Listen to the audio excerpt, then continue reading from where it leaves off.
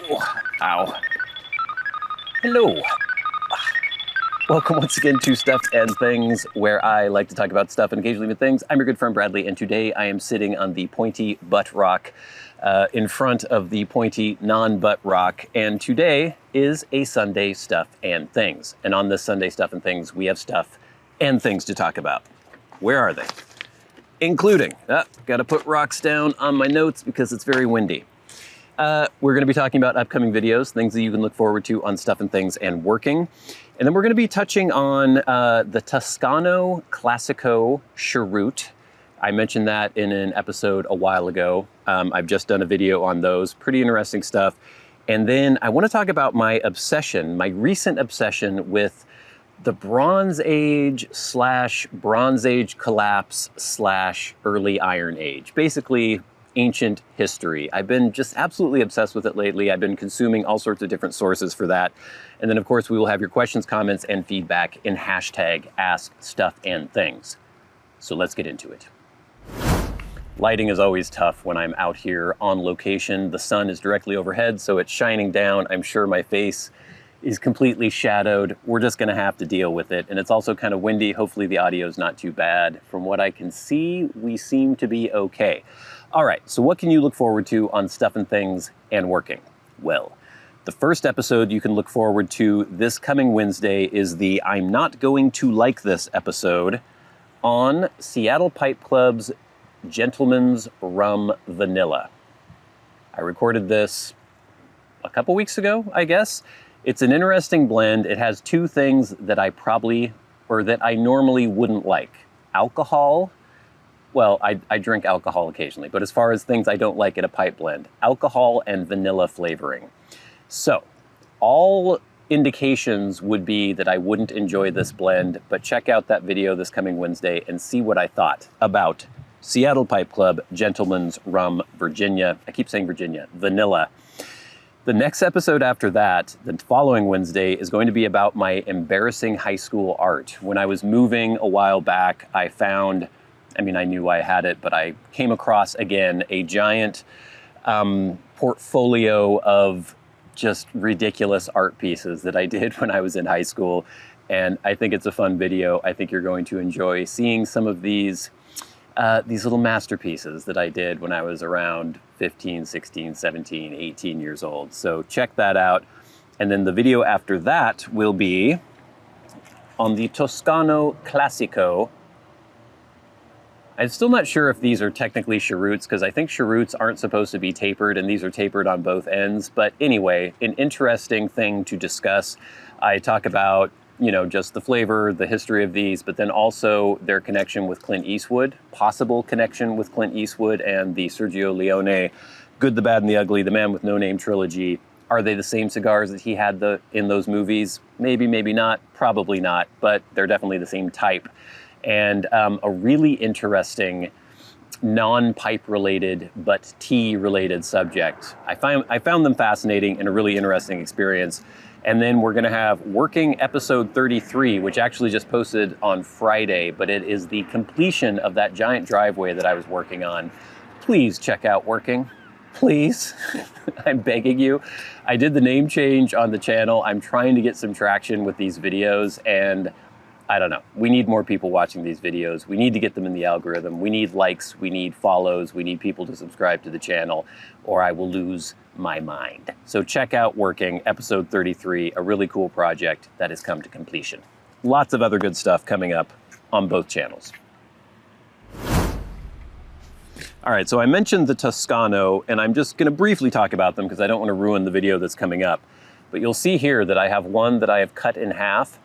I actually imbibed the first portion of this burning stick, and it was a very interesting experience. I haven't had a ton of cigars. I haven't had a ton of burning sticks in my life. Mostly the Padron 2000 Natural is the one that I've had the most of any other burning stick.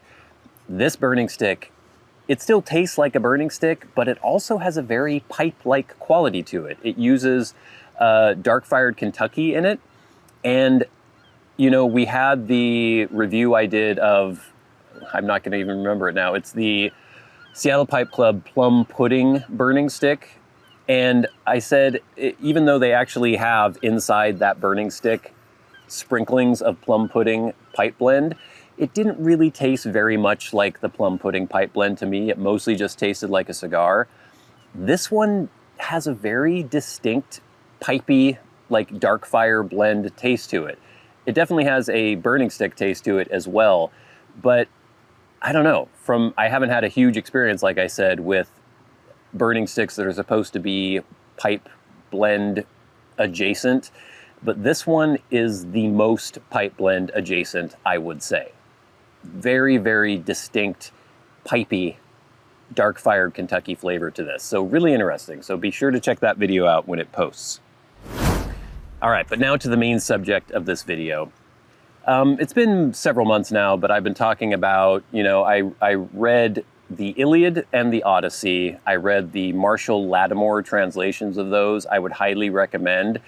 And that sort of put me into this mood of researching the late Bronze Age and then into the Bronze Age collapse and then the early Iron Age. So what we're talking about, late Bronze Age, is around 1200-ish BC. And then the Bronze Age collapse, a lot of people put it at around 1170s, like mid 12th century BC. And then the early Iron Age is after that, for several centuries. These things all take place over a long time, over a long continuum. And when I talk about the Bronze Age collapse, obviously I'm not a historian, but I've been reading a lot about this lately. It's just, there were all these interconnected societies within the Eastern Mediterranean, into the Aegean, into Mesopotamia, Egypt, Western Anatolia, so like Western modern Turkey.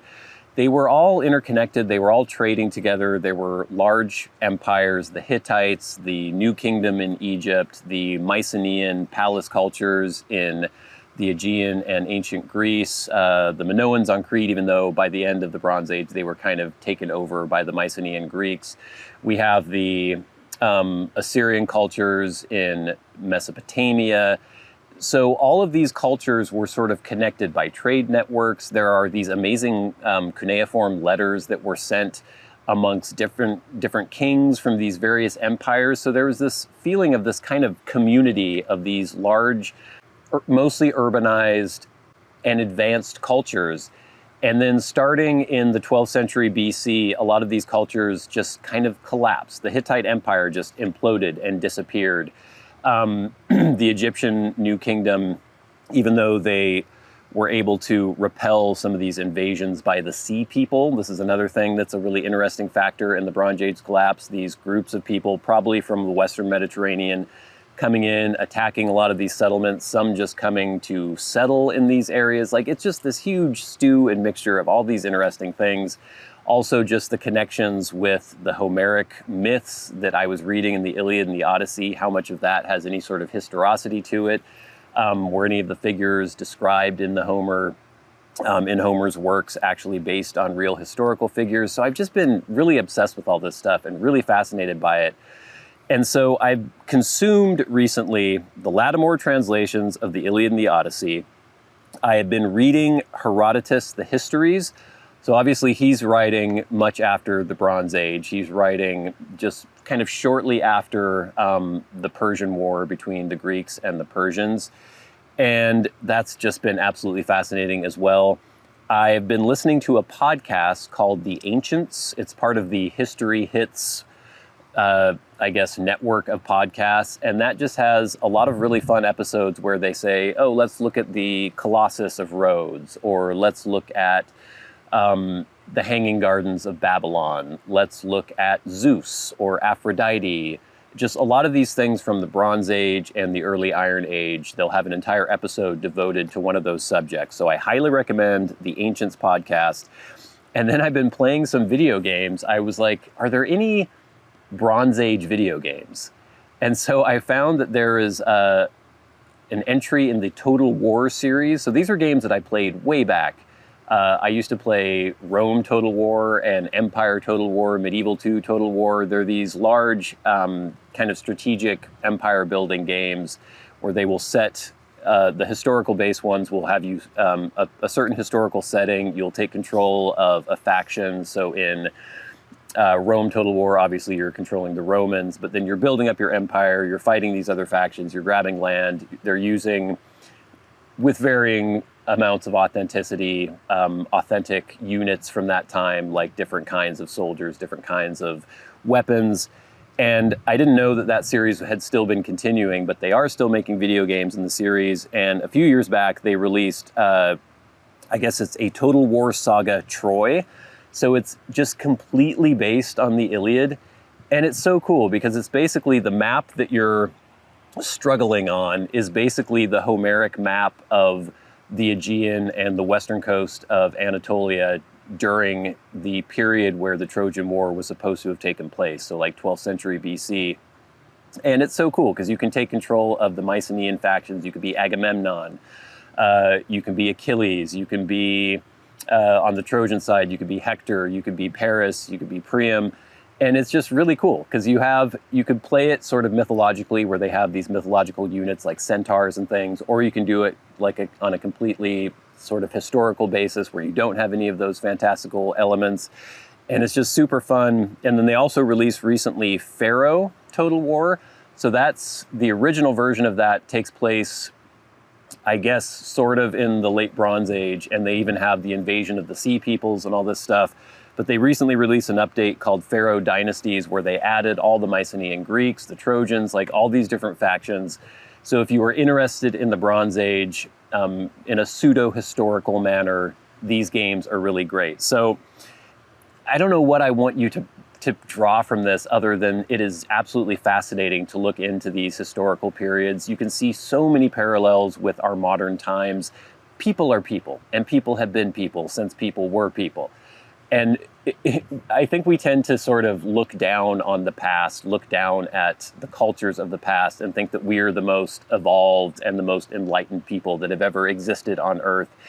And that's just not really the case. These people were just as sophisticated as we are. They didn't have all the same knowledge that we have, but in some ways they had better knowledge.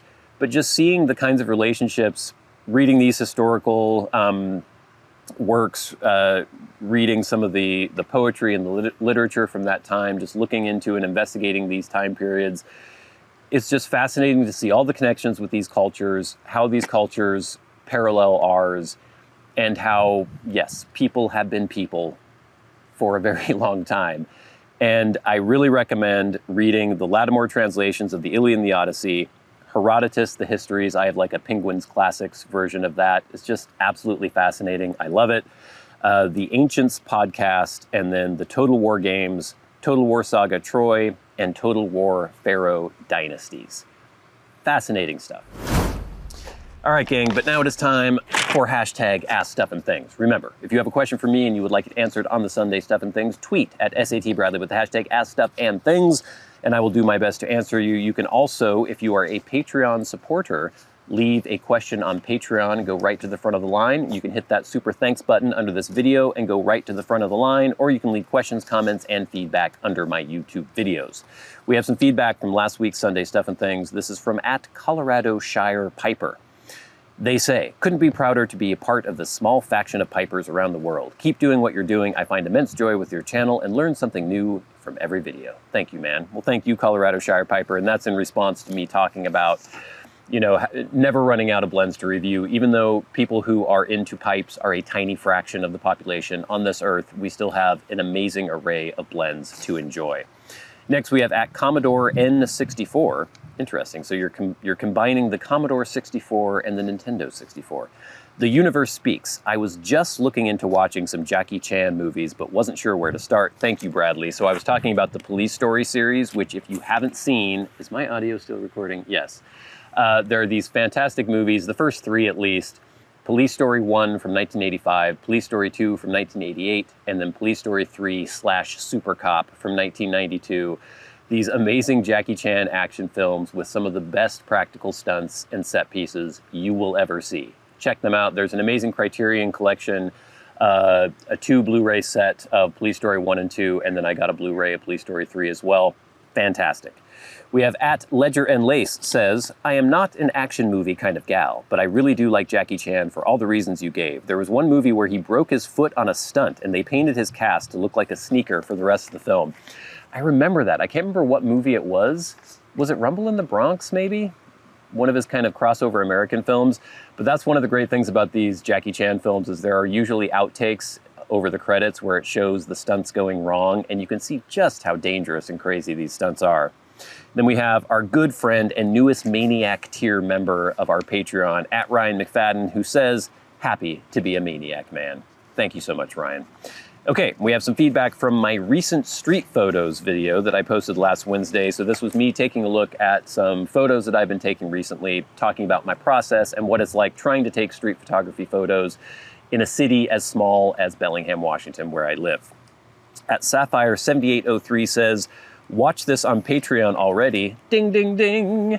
If you are a Patreon supporter, you get access to my videos early and ad-free. So, at Sapphire7803 has taken advantage of that. And it was very interesting to get a taste of your taste and to hear your thoughts. A lot of these daily life pictures are just full of unfiltered, beautiful, true life in all its colors. Keep it going. Going. Thank you so much at Sapphire7803. At Gardy Lou Gubbins. Interesting name. As someone just starting out in photography, this was fun to watch. Good. And that's kind of what I was hoping for with this video, because just talking about photography and what you're trying to achieve through your pictures, I think is useful for people who are getting into it. You just have to take a bunch of pictures, basically, and see what you like. A lot of people always have advice like, oh, you should be doing this, you should be doing this. And some of that's helpful. You should kind of know the basics. But really the main thing is just doing it and seeing what you gravitate towards, because you don't want to emulate everyone else. You want to develop your own thing. And I think I'm developing my own thing, and it's been super fun and super rewarding. We have at Ledger and Lace again. I think you're really good at capturing a moment, and the way you're playing with light and texture is really interesting too. Thank you. And then we have at Michael Case 8574, most of these would be improved by the use of black and white. Sometimes color can distract from the impact of the scene. It's not always true though. Nice job. That's an interesting discussion that people have about photography in general. Is black and white more pure? Is it more aesthetically pleasing? I kind of vacillate. I tend to go, most of my photographs recently have been digital, and I tend to do more color when I'm doing digital. And also it's summer and everything is bright and colorful right now, so it just seems more appropriate to be using color. I have a feeling that when it is wintertime and it's dark and it's overcast, I probably will be doing more black and white. We'll see. And then we have finally at Jen Tiki, who says, I enjoy these photos but feel cringe at the same time. It doesn't appear that people are asked permission. I personally would hate that and extra hate my image showing up online. Modern life, I guess. We don't even own the rights to our own selves now. And this was an interesting comment, and I had a good exchange with this person in the comment section, so they weren't trying to jump down my throat or anything. That was a nice, good discussion to have. And I do have some kind of qualms sometimes taking pictures of people, because it varies country by country, but in the United States, it's perfectly legal to take a picture of someone if they're out in public, and you can use that picture to make art. What you can't do is take a picture of someone and then use them as though they're endorsing a product. So I couldn't take a picture of someone like drinking a Coke and then say, look, this person loves Coke, you should too.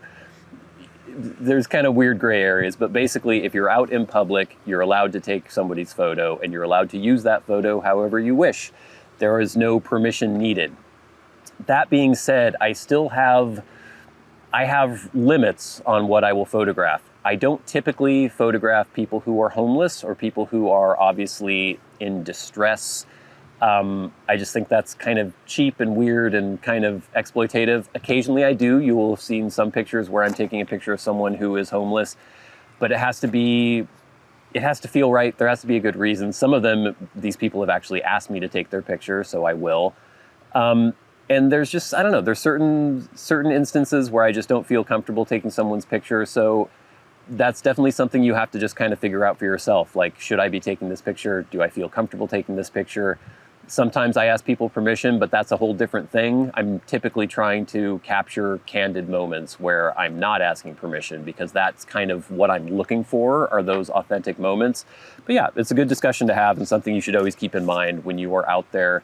You don't want to be shoving a camera in someone's face and annoying them. If someone asks me not to take their picture, if they see me with the camera, then I won't. So yeah, a good discussion to have.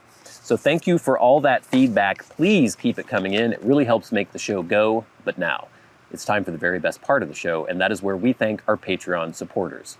Remember, if you would like to support the channels on Patreon, there is a link in the description box below, and it is much appreciated. And you get some benefits too. You get to watch videos early. The Stuff and Things videos post on the Monday before they would normally post on Wednesday, and they post ad-free as well.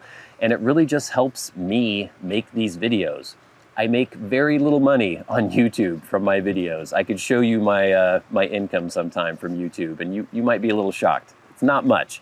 And so Patreon just makes it financially feasible for me to actually do these videos and keep making content for you. So if you like what you see, you can hit that link in the description box below. Just give $5 a month. That would be amazing. Thank you so much. But every week we shout out those who support the channels at $25 or more a month. People like Glenn Dunnington, Jason Buckner, Arcturus, Ashes of the Phoenix, Jonathon Proctor, Kyle Waitkunas, ConCoClem, Charles Mowers, and the Friendly Piper. And of course, the Maniacs, the amazing people who support the channels at $100 a month. People like Bob Magee and Ryan McFadin. And we'll never forget our dearly departed friend and Hall of Fame member, Peter Straub. Gang, my buttocks are numb because they have been sitting on the pointy butt rock for, I don't know, a good hour now. I need to get home and start editing these videos. I have a friend coming in from Portland. My friend Alex is coming to visit me. I haven't seen that guy in a while, so I'm looking forward to that. But please, stay tuned for all the good stuff coming up on both channels. Please check out Working, subscribe, watch, share, all that good stuff. But until next time, until we meet again, I've been your good friend Bradley. You've been the audience. This has been Stuff and Things on a Sunday Stuff and Things. Oh, I'll see you later. Need to not be sitting on this anymore. Oh, my Lord above. Oh, boy.